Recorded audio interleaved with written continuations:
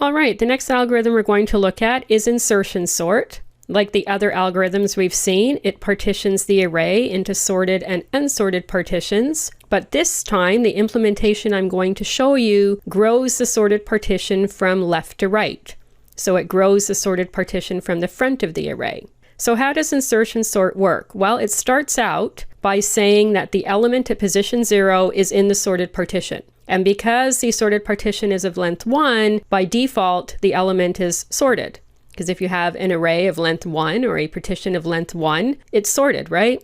There's only one element. So at the beginning, the elements from position 1 and to the right are in the unsorted partition. And so we're going to set a first unsorted index field to 1. Now, on each iteration, we take the first element in the unsorted partition, which will be the element at array of first unsorted index, and we insert it into the sorted partition. And so at the end of each iteration, we'll have grown the sorted partition by 1. And so what we'll do on the first iteration is we'll take 35, because that's the first unsorted value, and we will insert it into the sorted partition. And at the end of the iteration, the first two elements in the array will be sorted. So how is each element inserted? Well, what we do is we compare the value we're inserting with the values in the sorted partition, and we traverse the sorted partition from right to left, and we look for a value that is less than or equal to the one we're trying to insert, because once we find that value, we can stop looking. We have found the correct insertion position for the new value that we're trying to insert. Because remember, when we're inserting the value, we are working within the sorted partition. And so if the element at index I in the sorted partition is less than or equal to the element we're trying to insert, then all of the values to the left of element I will be less than or equal to the value we're trying to insert, because all the values are in sorted order. So as we look for the correct insertion position, we shift values in the sorted partition to the right. And you'll see this in action right now. Let's go through this by hand. So on the first iteration, we're going to assign 35 to a new element field, because 35 is the first element in the unsorted partition. And then we use I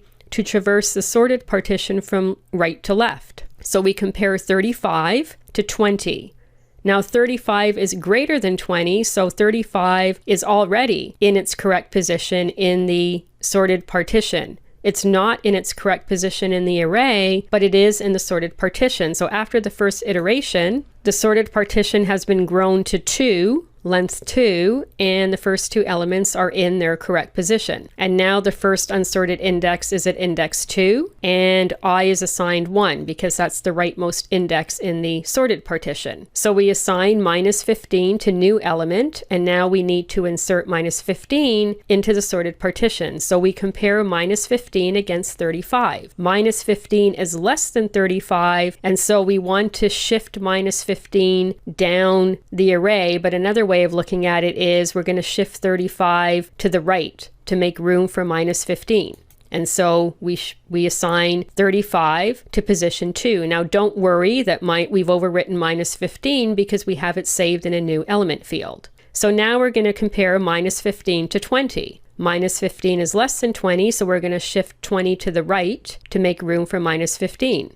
And at this point, we've hit the front of the array, so we have nothing else to compare minus 15 to. Basically, we have the smallest element in the sorted partition, and because we've hit the front of the array, this is where we're going to insert minus 15, and so we go ahead and do that. And we've ended the second iteration, and at this point, we've grown the sorted partition to 3, and the first 3 elements in the array, which is the sorted partition, are in their correct positions in the sorted partition. So now the first unsorted index is at position 3. So we're going to assign the value of 7 to new element, and we're going to compare 7 against 35. 7 is less than 35, so we're going to shift 35 to the right. We compare 7 against 20. 7 is less than 20, so we're going to shift 20 to the right. And then we compare 7 against minus 15. 7 is greater than minus 15, so we have found the insertion position. Remember, we're working within the sorted partition. So if there was anything to the left of minus 15, all those values would be less than minus 15. So there's no need to keep traversing the sorted partition. The moment we hit an element that's less than or equal to the one we're trying to insert, we've found the correct insertion position. And so we're going to insert 7 into position 1, and we have completed another iteration. We've grown the sorted partition by 1, and all of the elements in the sorted partition are sorted. So the next element we're going to want to insert is 55. So we compare 55 against 35. 55 is greater than 35, so we've already found its correct position. And so we completed this iteration, and now the first 5 elements in the array are in their correct sorted position.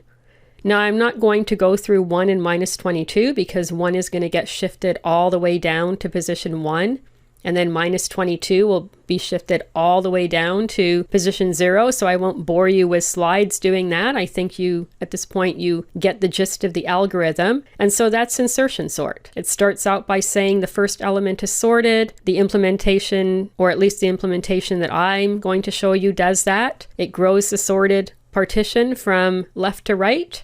And on each iteration, it picks off the first element in the unsorted partition, and it inserts it into the correct position in the sorted partition. And it does that by shifting elements to the right to make room for the new element. So insertion sort is an in-place algorithm. We don't need to create any temporary arrays. We have a few extra fields, but as I've said before, as long as the extra memory we're using doesn't depend on the number of items we're sorted, it's an in-place algorithm. It's a quadratic algorithm, and it's a stable algorithm. It's stable because when we're picking off elements, we're doing that from left to right. So if, let's say, there are 2 9s in the array, we're going to insert the leftmost 9 first. And then when we come to the rightmost 9, remember that when we're looking for the insertion position, we stop when we hit an element that is less than or equal to the one that we're inserting. So when we're inserting the 9, we're eventually going to hit the first 9 we inserted into the sorted partition, and that second 9 will be inserted to the right of the first 9. And so the relative positions of those 2 9s will be preserved. And so insertion sort is a stable sort algorithm. Okay, so that's an explanation of insertion sort, and we've gone through the implementation I'm going to show you. So let's get on to coding that implementation. I'll see you in the next video.